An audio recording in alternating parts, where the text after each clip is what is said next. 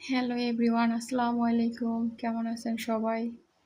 আমি আজকে মাছ ভুনা করেছি, রুই মাছ আর তেলাপিয়া মাছ। আগের দিনের মাছ ছিল, তো ২ রকমের মাছ ছিল, রুই মাছ আর তেলাপিয়া মাছ ২ টা আমি একসাথেই ভুনা করেছি। প্রথমে আমি তেল দিয়েছি, তারপরে পেঁয়াজ বাটা, রসুন বাটা, জিরা গুঁড়া, হলুদ, মরিচ, লবণ এগুলো দিয়ে চুলা অন করে তারপর কষিয়ে নিয়েছি। কষানোর পরে ঝোল দিয়ে দিয়েছি। ঝোল যখন বলক আসছে তখন আমি মাছ দিয়ে দিয়েছি। আমার ফোনটা একটু পড়ে গিয়েছিল। তারপরে ভালো করে কষিয়ে ভালো করে রান্না করে তারপরে আমি ধনেপাতা দিয়ে দিয়েছি। তারপরে নামিয়ে ফেলছি। আপনারা যদি আমার কথায় অনেক হয়তো বলতেও পারি না সুন্দর করে, অথবা দেখা যায় যে ভুল হয়ে যাচ্ছে বা উল্টোপাল্টা হয়ে যাচ্ছে, ক্ষমা সুন্দর দৃষ্টিতে দেখবেন দয়া করে।